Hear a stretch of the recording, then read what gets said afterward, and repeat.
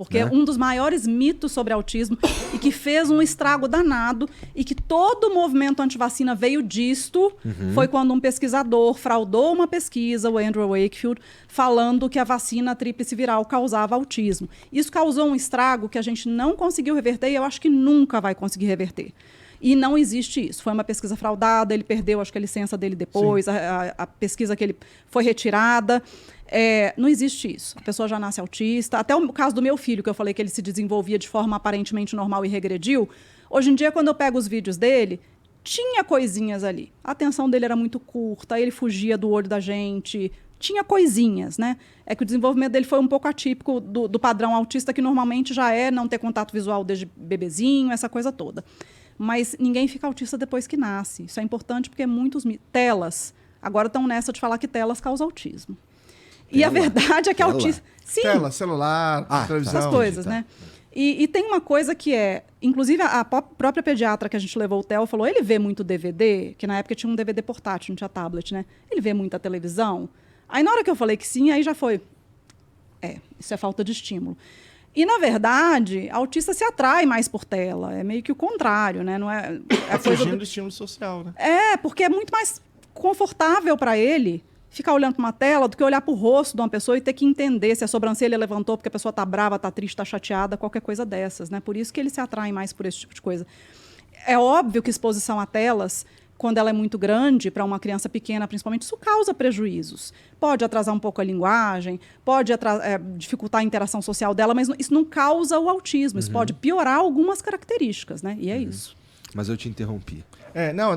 Eu estava só dizendo isso, que essa composição ela é multifatorial e a gente tem, portanto, cerca de 99% que é composição genética, né? Veja o caso do meu filho, por exemplo. Meu filho, a gente tem o exame genético dele e meu. Ele tem alteração em um gene chamado SETD5. Os genes são classificados assim no autismo, tá? Tem uma grande plataforma internacional chamada SFARI, que foi criada por 2 pais de autistas, financiada por eles, que lá eles classificam os genes em termos de número. Gene nível 1 é aquele que sabe que está diretamente ligado ao autismo, causa autismo. O 2 está um pouco ligado peronomútil, e até o 6. O 6 apareceu uma ou outra pesquisa. Ele tem 2 genes nível 1, o meu filho. Um chama SETD5. As pessoas que têm alteração nesse gene normalmente têm autismo, deficiência intelectual e tal, nos casos severos. E ele tem esse aí também. E esse gene não ele não está em mim, então é dele. É a mutação dele. E tem um gene chamado ACTD4, que esse gene está relacionado ao autismo, mas casos mais leves, que ele está em mim.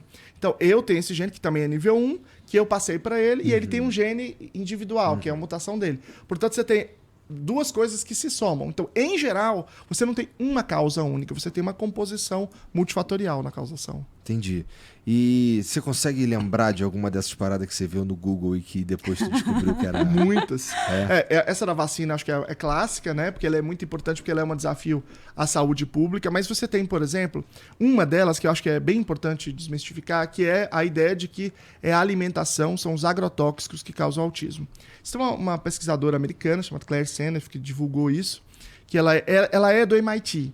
E aí fica parecendo que é uma pesquisa do MIT. Nada a ver, ela é pesquisadora de informática. E aí ela se meteu a falar disso, ela falou um monte de groselha, ela é antivacina, esse tipo, assim, bem conspiracionista. E aí ela disse o seguinte, ela pegou o gráfico de aumento de pessoas com autismo, e aí pegou um outro gráfico de aumento do glifosato, que é um agrotóxico, e ela disse assim, olha, esses gráficos aqui são muito parecidos, então um está causando o outro.